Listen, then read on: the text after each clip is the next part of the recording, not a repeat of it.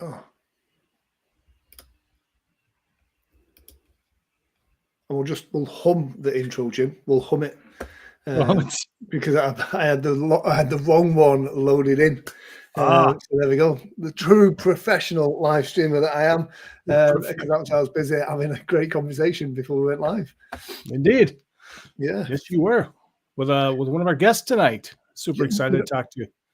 The guests are like British buses. You don't see one for ages and then two come along at once. We have not one but two. We have the bad boy of British hypnosis, Alex Smith, Johnathan Royle, and we also have the captain of the Starship Enterprise, no less, is here as well. So that is going to be really cool. So yeah, it's really good. How's your week been? It's been very good. Yeah.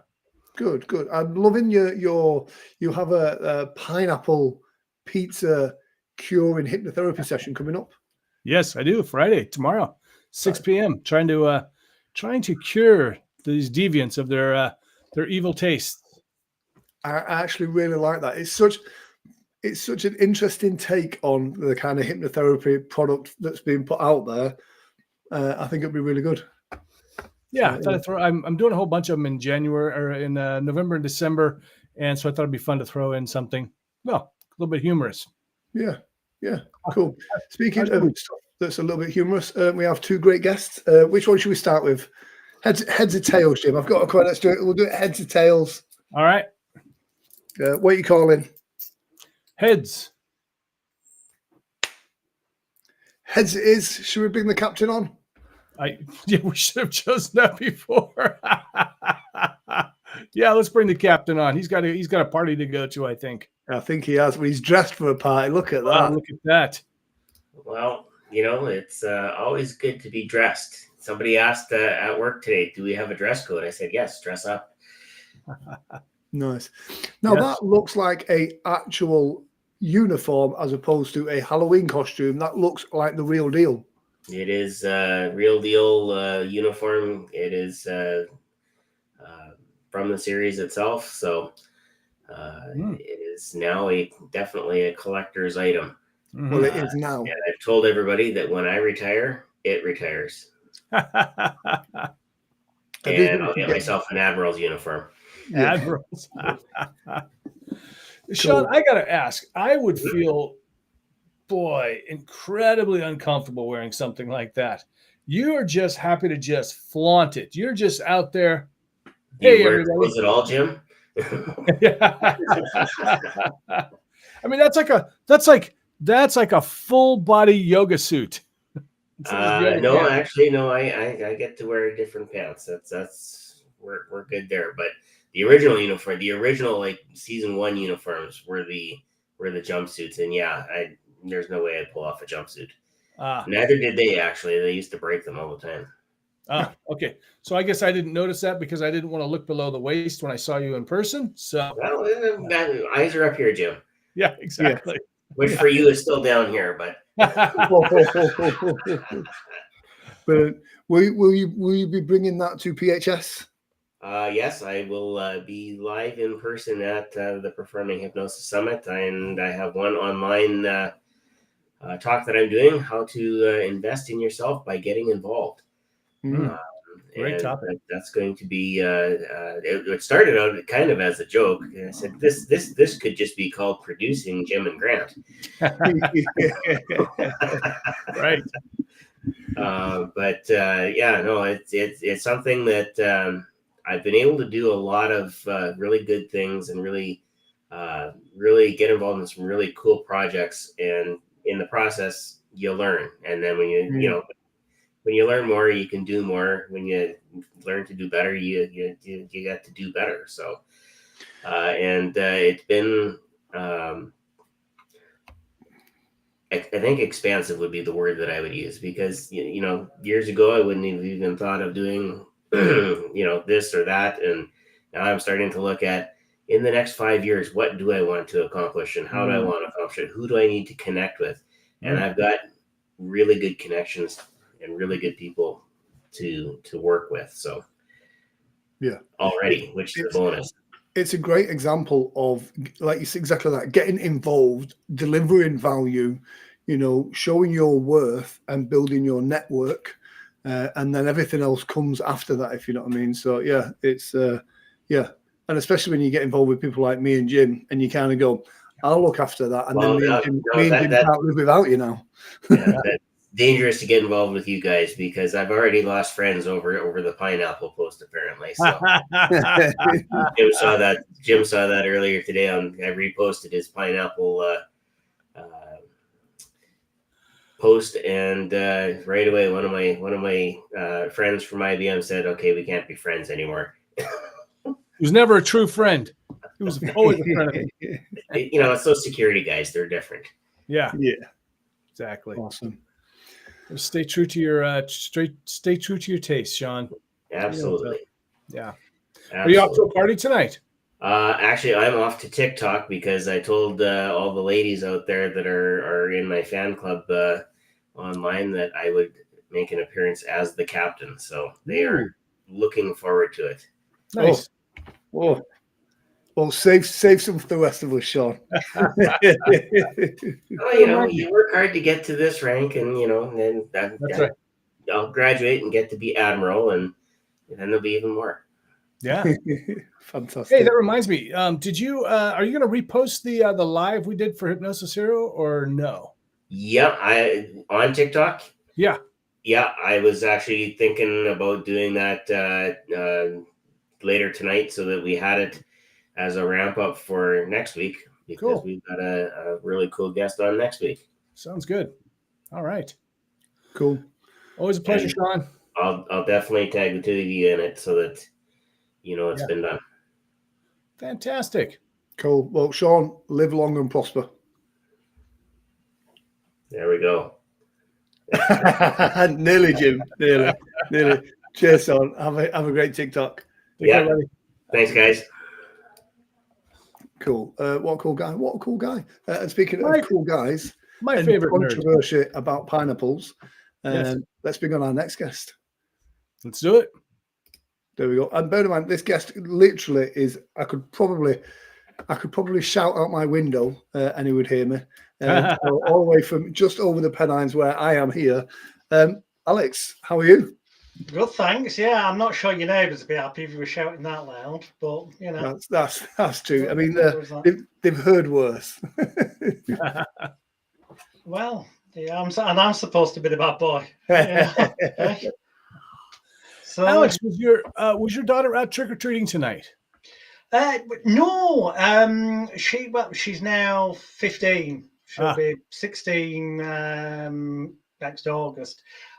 She was actually at a musical about a woman who killed people. Somebody called Lizzie Borden. It's a musical called Lizzie that's on at a place called Hope Mill Theatre in Manchester, because she's big into a musical theatre. So she was there tonight with my wife, seeing a good murdery musical, as it were. Yeah. Oh, well, yeah. We're very familiar with Lizzie over here in the States. I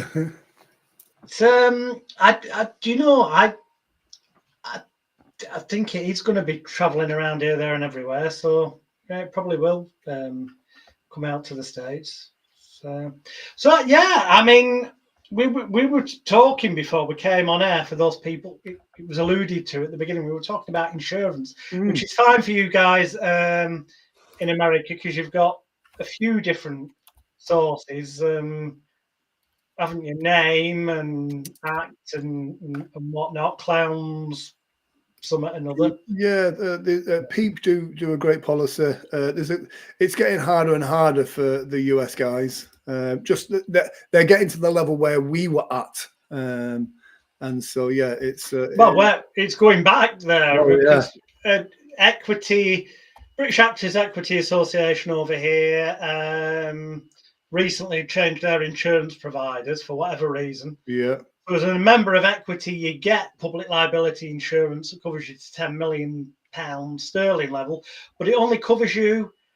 It covers for more acts than it used to. Yeah. But it doesn't cover you as a stage hypnotist from the moment you hypnotize people. It covers you. It covers you as a performer, stage hypnotist, backstage cover, blah, blah, blah, but it does not cover you for the hypnotized individuals.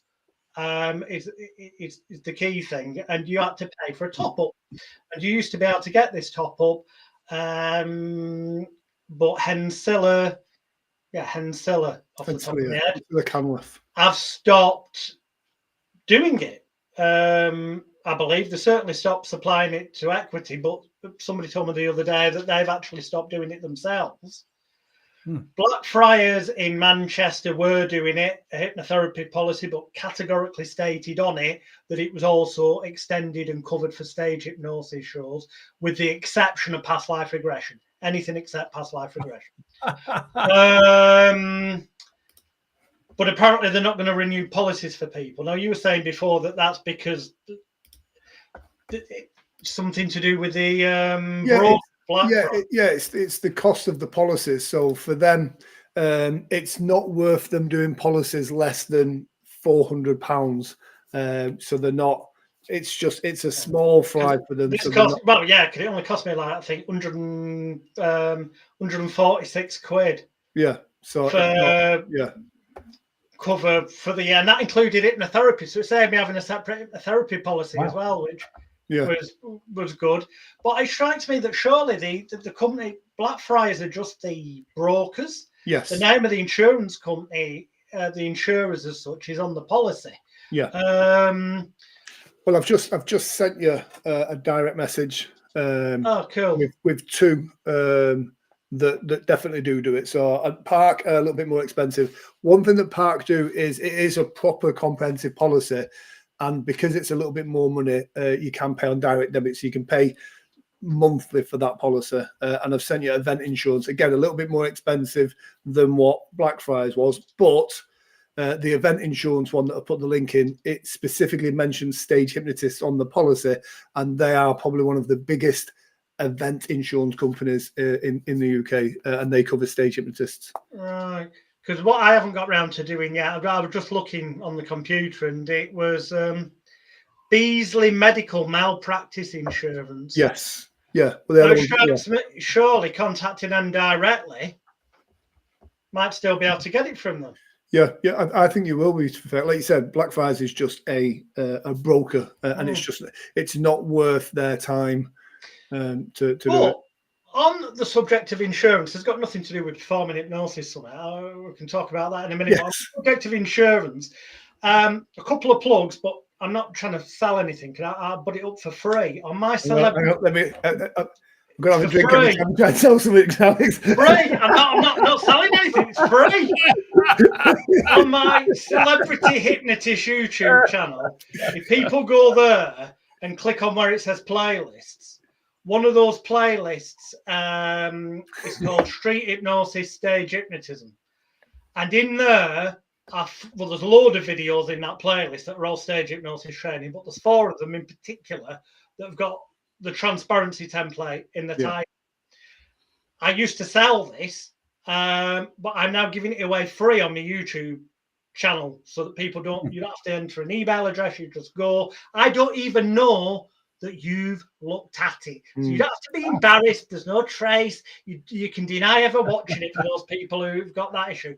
But I can guarantee you this, if you've not watched it and studied it, you haven't got a clue about safety for stage hypnotists, because there's nobody on this planet, as big-headed or arrogant as it sounds, that teaches safety for stage hypnosis to even remotely close to the level that the transparency template does. Justin James's bloody farcical, laughable online hypnosis course isn't even 1% of what the transparency template teaches. Wow. There's nobody doing any live training on the planet that comes remotely close. To put it in perspective, the transparency template is like something like 16 hours of video, but of that, about 8 hours of them is health and safety, duty of care, laws, licensing, insurance, but not just for England. This is for worldwide. So I don't care where you are in the world. If you've not studied that, even if you've been in the industry for decades, you're doing something wrong probably, because there's laws that you're not getting taught or you don't know about because they probably didn't exist. For some of you old timers who've been doing it for a couple of decades, the laws have come in since, and that's worldwide when it comes to the safety stuff. So I'm giving that away free. You just go to Celebrity Hypnotist YouTube channel, click on playlist, find the one that's street hypnosis, stage hypnosis. There's a whole bunch of other stuff in there that I'm giving away free. Over the years, people used to slag me off in particular. Oh, there's one complete, and you know, mate, I'd just call people out. There's one complete legend in his own lunchtime, just in trance, who always goes, nobody else has got the balls to do X, Y, and Z. I'd done X, Y, and Z for well over a decade, probably longer than that, before he ever did a stage hypnosis show. But anyway, that's by the by. I've just recently took a random selection of like 30, 40 different full-length hypnosis shows from over the past 30 odd years, whack them in a folder on the Celebrity Hypnotist YouTube channel. Now, don't watch them if you're easily offended, because a lot of the one-liners are highly politically incorrect, highly sexist. Some would be considered racist going back to the 90s. Don't use material like that anymore. But they are there, with the full inductions and everything that can go wrong. I haven't put up the shows that went right. What I've done is I've put up the shows where the PA system malfunctions partway that's great. and gives feedback to the audience. You think you've got it sorted, and then it carries on again while you're halfway through the induction. I put up the shows where you get like nobody volunteering. I put up the shows where you get loads of volunteers, but for whatever reason, nobody goes under.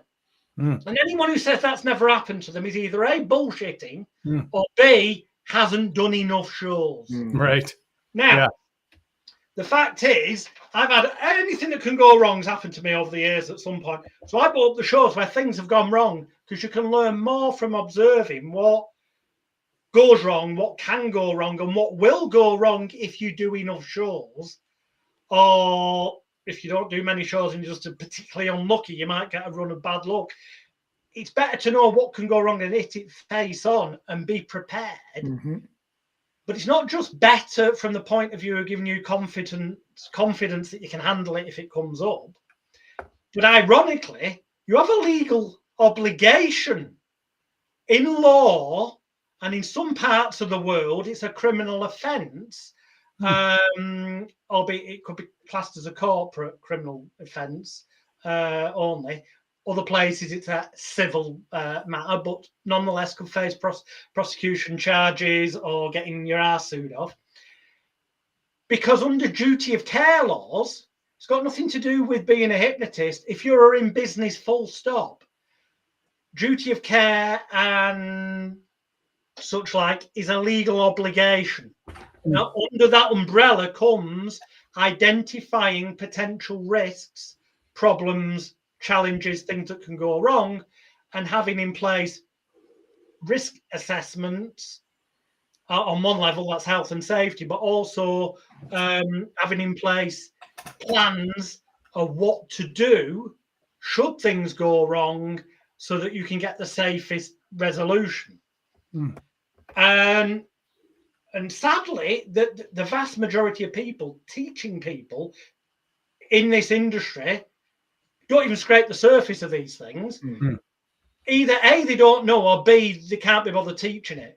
And the ones that do teach it just scrape the surface because they literally don't know. And it's the blind leading the blind because they just teaching what they were taught previously. And then even worse, you get people, I take legal responsibility for naming names. You get people like Michael Anthony, Stage Hypnosis University. Let's have a video where everyone's falling off chairs on top of each other. Yay! Guess what? No, let's not, because that actually showing you're a grossly incompetent dickhead who is not following duty of care or health and safety laws. It's not a case of they accidentally fell on the floor. He's made that happen on purpose because it looks good. Well, it looks good till the day when somebody's nerve gets trapped. And the thing is, these things can happen, but they don't immediately, the individual, realise they've been hurt there and then because it might not manifest there and then. If it's like, say, a nerve trapping, it might not cause pain at the time. It could be a few days or a week later. They may not even associate it with having taken part in that hypnosis show, which is fortunate for the hypnotist because then they can't get sued because they've not made the connection. But sooner or later, people do make the connection and people rightfully do get sued. And I know in England, I can only speak for England. I know from people having told me and stuff that there have in the past 12 months been at least a dozen or more cases settled in America without ever reaching court. And in England, I'm aware of at least 3 or 4 cases being settled without ever reaching court. So therefore, avoiding publicity, because generally speaking, even when the insurance companies know they could probably win, in some circumstances, it's actually financially more viable and cheaper for them to just make a settlement and get rid of the problem.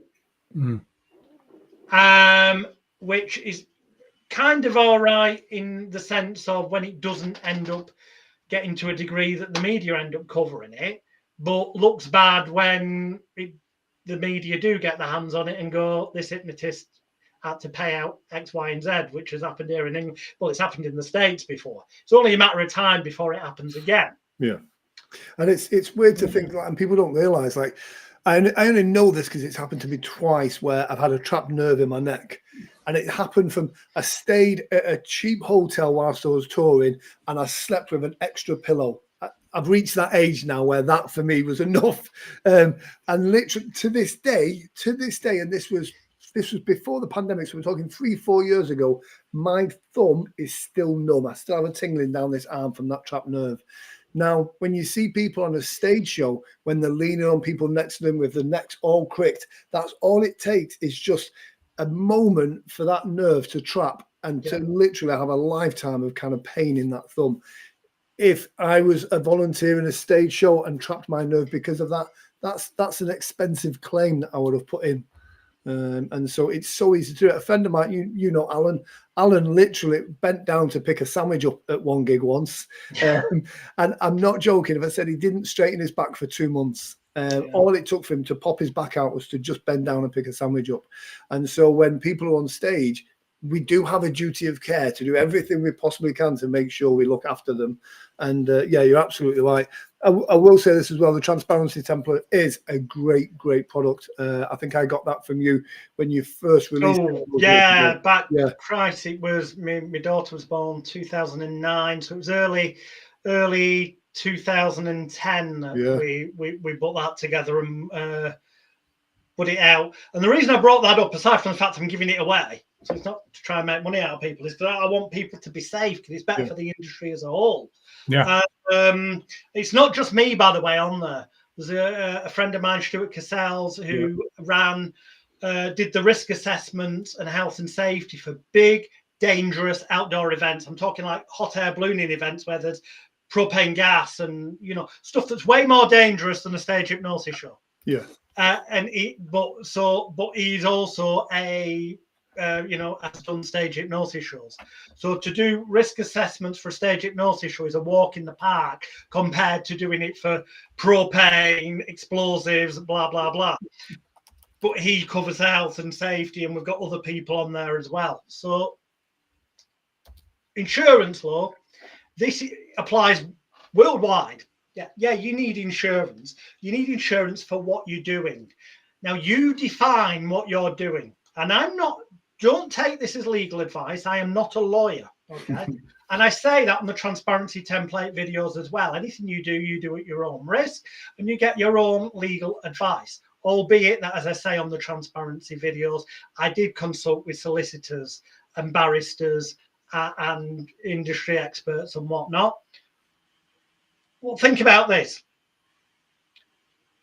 You only need insurance to cover for while people are hypnotized and in trance if you hypnotize them and they are in trance. Fact.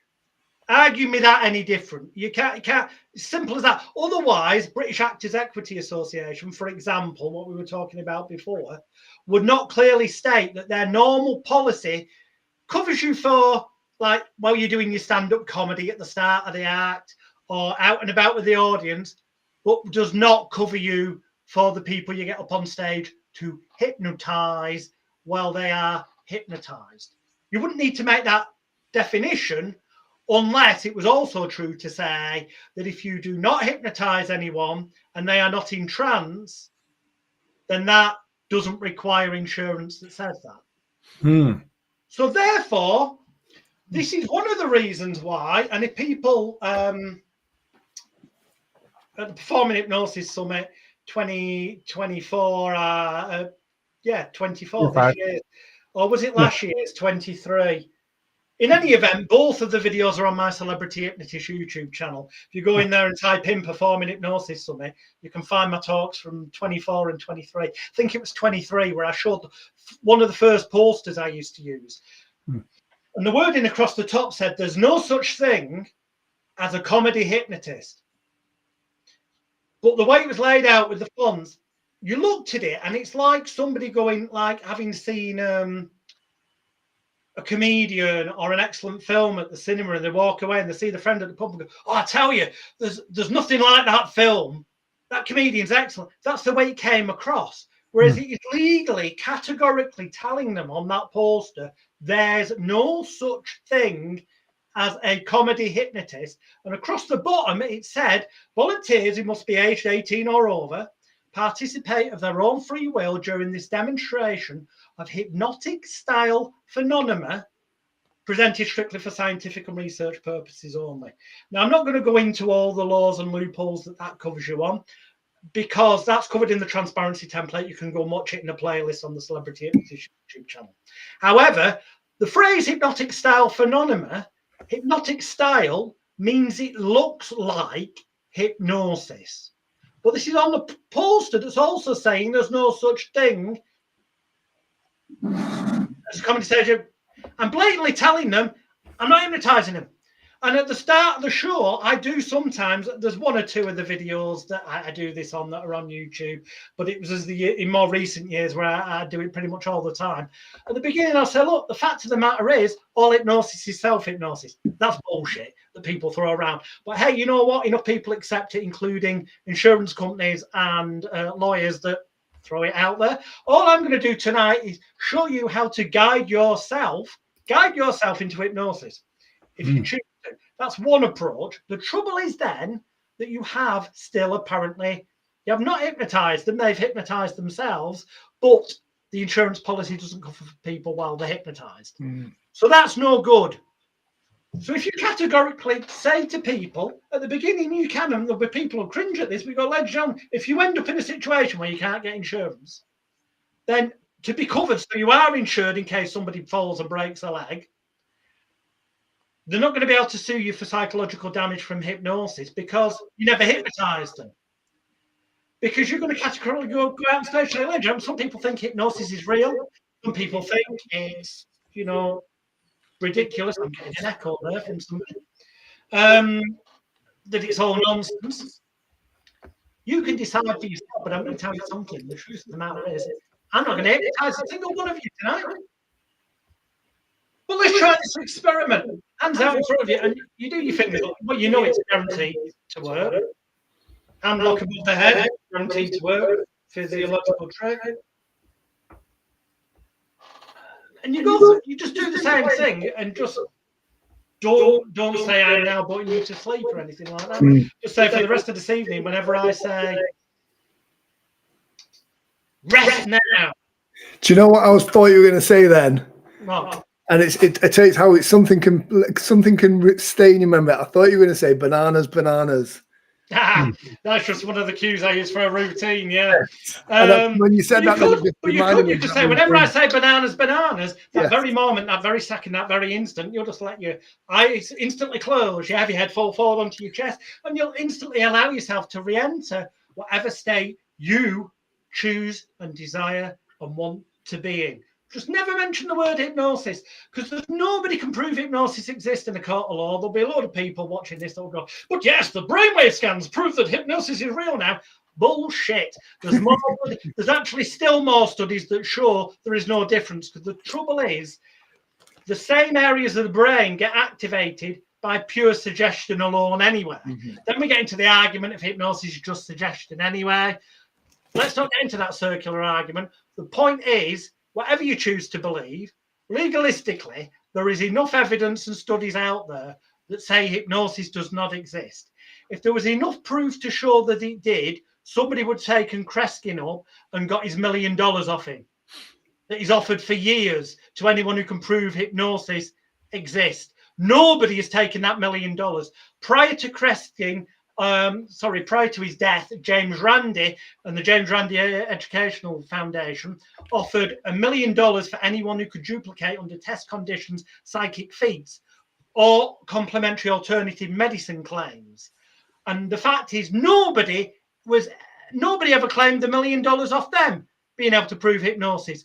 And isn't it funny that no one's ever been able to get anyone to do anything with so-called hypnosis that can't be done without hypnosis? Now, people will jump up and go, but no. You see, this person could only run at a certain speed, and hypnosis made them able to run faster. No, it fucking didn't. It just gave them an excuse to do something they always could do and let go of the shit from the past. Hypnosis is bullshit. And when you accept that, guess what? You don't hypnotize people. You just manipulate. You just create a situation on stage. It is, as I noticed, Ken Webster, British hypnotist, colleague of mine, and now friends. We were enemies at one time, and he had right to be because I used some of his routines in the early days, and but we've made up. I've apologised for that and such like. Since I see his talk mentions, it says, is stage hypnosis just like 4-dimensional karaoke? And the short answer is yes, as I put into print about 30 years ago now, under the heading The Karaoke Effect in my book. And it is. Yeah. A trained chimpanzee can be a stage hypnotist. Sorry, I am insulting everyone who watches this, including myself. It doesn't necessarily make you an entertainer, but in terms, there's plenty of stage hypnotists out there who are not entertainers. Yes. The only thing that's entertaining is the volunteers doing stuff. Well, that's a lot of the driving force for some of the work that I do. It's not so much on the hypnosis side. I think the disservice to stage hypnosis in this country and in America, because I've seen some of those guys. There's some really bad ones in England, but there's some fucking 10 times worse in America. There's still some people doing like scientific lecture demonstration style presentation with the personality of a wet dish rat. I mean, I couldn't possibly comment, but no, you're absolutely right. I think some people, I think there's a lot of people that do hypnosis, and they're in an echo chamber. Their friends and family see Bob, who normally works in a warehouse, suddenly doing this stuff and people doing stuff, and they go, "Oh, Bob, that was hilarious." The audience is laughing and reacting, and Bob's like, "I don't need any more training. I'm already hilarious. I'm already the best." And that for me, I think, is what killed off stage hypnosis. Yeah. So I think you're absolutely right. The only laugh they're getting is the people doing stuff. Yes. When the microphone goes dead, the lights go out in the venue, and you've got to project your voice and try and keep the audience entertained while the electrician's sorting out how to get the lights and PA system back on. Because nobody can see anything or hear it unless you project your voice. Yeah. And you then launch into doing like 30, 40 minutes of stand-up comedy to keep the audience from not leaving the venue. Yeah. That's how you cut your teeth and become an entertainer. Being a stage hypnotist is the easiest thing on the planet. Being an entertaining hypnotist, aside from the things the people are doing, is an entirely different ball game. Yeah. It's true. But you know, the key to the message is you can tell them that it doesn't exist. And the irony of it is, since I pretty much tell them it doesn't, it's not what they think it is. And I don't mean in the way you're taught to do in a pre-talk, you know, it's not like you've seen the movies. I'm not going to mind control you. I mean, which I always thought was a mistake anyway. I stopped doing that years ago and then segued into telling them it's exactly like they think it is. But I don't want to fuck around taking the time it takes to brainwash you to go and kill somebody tonight, because I've only got 60 minutes on stage and it takes a lot longer than that. We just want to have some fun, so don't worry about it. It's like with therapy, the people that go, I tell them it's nothing like stage hypnosis. If they ask me, is it like stage hypnosis? You won't get me running around like a chicken, will you? Or barking like a dog. And most hypnotherapy courses teach them to tell their clients, no, it's completely different, you know. And that's actually making the job harder for the therapist. Because if the person has asked the therapist, is it like stage hypnosis? I don't want to run around like a chicken. What they're actually, although they may have an element of fear in them, they don't want to be made to look daft. The fact they're asking means that they are entertaining, at the very least, the possibility that it could be the same, and that you, the therapist, could have the power to make them do those things. Which surely, if you can make them do silly things against their will, means that helping them to do something that they have a bit of a desire consciously to do, like stop smoking, will be a walk in the park. So how much better is it to answer, well, yeah, we can do that, but you've only paid me for an hour of my time, and I thought you wanted to leave here a confident, happy, healthy, relaxed non-smoker who will never return to the horrible weed that once, you know, used to chain you down in life in the past. I thought you wanted to leave here, move forward in life, and, you know, be fantastic. But if you want to do the chicken and the dog barking stuff, we can do, but we'll need more time, so I'll need more money. It's up to you. What do you want to do? And needless to say, they'll go, oh, well, we'll just, no, it's all right. We'll just get, but that leaves it in their head that you could do, which means you've got this power to get them in their heads, power to get them to do things almost against their will, which in their heads then logically, and this is all a split-second thought process, means that helping them to do something they want to do will be a walk in the park. It's all been, too many people are teaching things in a way that makes it harder for people. And it took me the best, well, crikey, I've been doing the hypnosis now for 35 years. Wow. Into year 36, because in 1989 I started doing hypnotherapy. 1990 started doing stage shows, hypnosis-wise. Performing I've been doing since December 1978 as Flap the Clown on Gandhi's Circus. And it's only in the past few years that I realised, you know what? It used to be a case of ask for volunteers, they come up, you get, say, 20, 30, whatever, depending on the size of the venue. And then you'd lose a load of them and you'd end up with a certain number. Some nights you'd fill all 12 chairs. Some nights you'd end up only with 6. Some nights you'd end up even maybe only with 2 or 3. Been there. There's video examples on the YouTube channel Celebrity Hypnotist.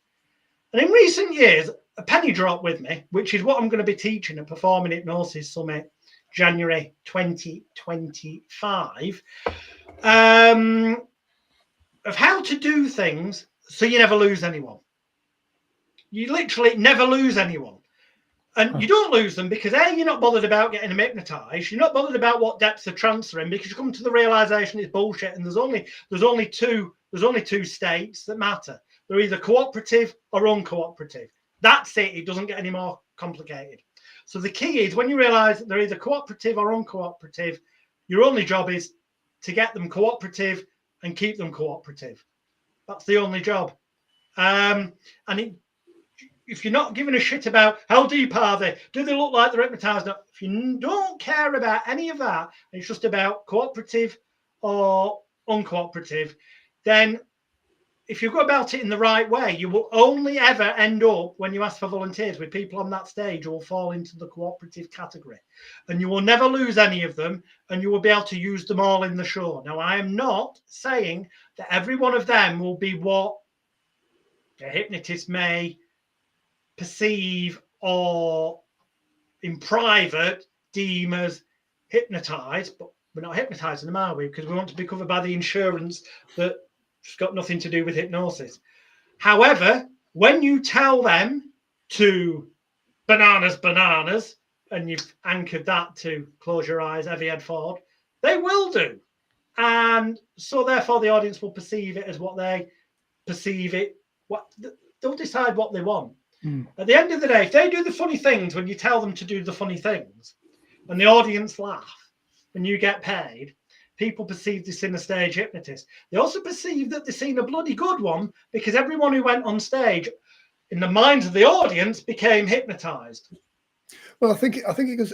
I mean, you're right, but I think it goes deeper than that. I think it's, as a performer, when you stop worrying about are they hypnotized or not, you can focus on being a good entertainer, and you can focus on the audience. I'm not worried about these guys on stage. You know, I know that there is an element of that, definitely, and there's an element that some would argue that, well, when you're that relaxed and seemingly projecting this air of confidence because you're so relaxed, that you're naturally going to get more people under. And that's not what I'm saying, Law, because I'm saying nobody ever goes under, because it doesn't exist.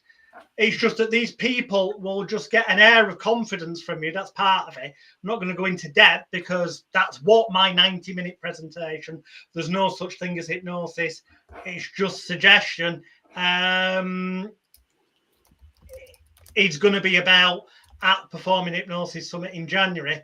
And the fact that, you know, even the people who you thought were going to be cooperative, there's going to be the odd night where one or two of them end up be more erring towards uncooperative, but you can still use them in the show and keep them on stage in such a manner, which we'll discuss in January, so that the audience perceive by the end of it, even though those people may not, when you say bananas close their eyes, because they're not that level of cooperative, the fact that you use them in routines in the manner I'll discuss in January, by the end of the show, the audience, the line between what's real and what's not, so blurred that they just remember 12 people on stage, if you had 12 chairs, full, and 12 people doing things and them laughing. And they'll go away and talk about the funny things that went on.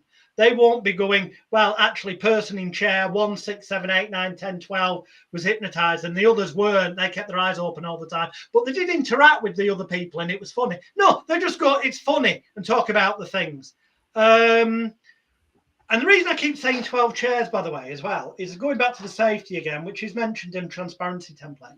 I see too many. I've seen the odd UK hypnotists do it, but it is mainly Americans, and Canadians, who will have like 20, 30 fucking chairs on stage. Yes, they work in a theatre, great. So they ask for volunteers and the obligatory 200 people come up on stage. Fine.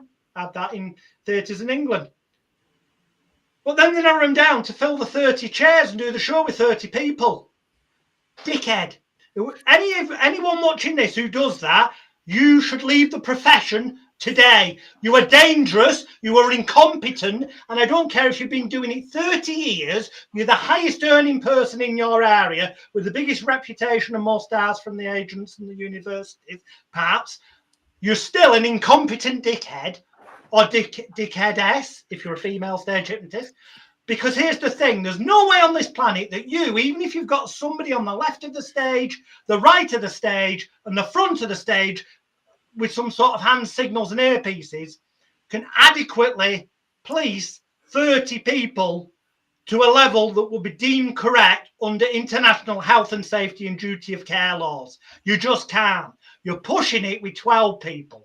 It's the fact of the matter. But 12 is pretty much the limit. And ideally, a row of 6 with a gap in the middle and then another row of 6. So you've got 2 banks of 6, which actually makes it easier to health and safety wise manage, as explained on the transparency template. If you're actually doing your show with more than 12 people on it after the induction bit, getting ready, you shouldn't need to anyway. It's an ego vanity wank fest that wastes time. If you're an entertainer rather than a hypnotist, the trouble is it's what you learned years ago. You did the scientific thing, you did the talk, loads of people narrowed it down, and then in the second half of the show you did the funny stuff. We moved on in the world. People live in a TikTok world, 60-second clips. We don't want the full first 60 minutes of a theatre show to be the suggestibility test and inductions. No. Yes, the induction can be fascinating, but you can make it fascinating and visual in the space of less than 10 minutes from start to finish with things like the seesaw induction that's visual. You can see that on YouTube and whatnot. Make up your own bloody induction. It doesn't matter because it's just an important seeming ritualistic process anyway, so that it looks like you're a hypnotist as people expect. At the end of the day, it's 4D karaoke. Far better, just go, look, I've got 12 chairs. Only bother volunteering if you've got good powers of intelligence, imagination, and concentration. If you want to let your hair down for the night, be one of the stars of the show. Are the audience going to laugh at you? Yes, goddamn they are, because some of the stuff you're going to be doing is going to be so ridiculously funny. Normally, people will consider it embarrassing, some of the stuff that you're going to do up here, but here's the difference. You're going to be doing it because you're going to let your imaginations run wild and your intelligence take over to such a level that you will have no inhibitions. You'll be the star of the show. And when you get that applause from the audience and the laughter, it's actually appreciation. So if you want to feel like the star of the show tonight, come and fill one of these chairs. Otherwise, stay in your fucking chair. Absolutely. First come, first served. I can only take 12 people. When you get those 12 chairs full, there is no reason you should lose any of them. Yeah. Put it on them right from the start. Tell them that this stuff could be what would normally be deemed embarrassing, but they shouldn't think of it that way because they're the stars of the show. Just confront the elephant in the room. Yeah, no, absolutely spot on. I will say this: all opinions expressed are the guest's opinions and not representative of Hypno. Definitely my opinions. If you're getting 30 people on chairs on stage and doing your show with 30 people, you're a dickhead, incompetent, and you should be ashamed of yourself and leave the industry. Or better still, go to youtube.com/celebrity hypnotist, click on playlist, watch the transparency template, and then start doing things safely. There you go. On that note, Alex, I tell you, if you want to be upset, come to my talk at the Performing Hypnosis Summit. Come to his talk. You see, he's passionate. He's well spoken. He's knowledgeable. And really showing a lot of great info. And I think it gives people a lot of food for thought. Yeah. It gets the conversation going as well. And some people take offense to some of the stuff, but underneath that, there's some solid points that do need addressing in the industry as well. So I will just quickly pop up a quick link there in the comment section to get your tickets to Performing Hypnosis Summit 2025, where Alex will be sharing some of his knowledge there as well. And you've seen how passionate he is about this subject. As egotistical arrogant it is, I guarantee in the 90 minutes of my talk, I will teach more in 90 minutes than every other speaker at the conference does in all their talks combined, more that's actually of use in the real world. And I'll bet money on that. I guarantee it. And I know you've got Tom Silver talking, great friend of mine, great teacher, great stage hypnotist, but I'll be revealing more in 5 minutes at the start of my talk than he will in his entire talk. Guaranteed. Because there's nobody else teaching the blunt honesty that I'm going to teach in January. It goes 100 times more honest than what we scraped the surface of tonight. There you go. And so you do not want to miss out on that. So guys, we will see you at PHS 2025 in Las Vegas. Alex, I will see you soon. Take care. Thank you, Jim. Thank you, Grant. It's always a pleasure. Buddy. Good to see you. Cheers, buddy. Cheers. Take care. Take care. There you go. What a fountain of knowledge. I mean, Absolutely. The guy just knows so much. Whether you agree with him or not, he makes a lot of really valid points, interesting points to consider. And here's the thing, and it's one of the things I like about PHS is we've had people there in the past that, haven't necessarily got on with each other in the past, but you can have a different opinion and still be, still respect each other and have different opinions. And so that's the good thing. So yeah, that is absolutely spot on. So yeah, I put a link up in the comment section, performinghypnosissummit.com. That'll get you the page where you see the speakers. You can get your tickets, whether you're going live or in person. Or online, that's there as well. I will mention also Hypno Thoughts Live. It is their the speaker submission deadline is now, like this so very second now. If you're watching this, they're in the Pacific time zone, so you still got a few hours. But you better get it done. Yeah, get it done. It looks like it's going to be another fabulous event.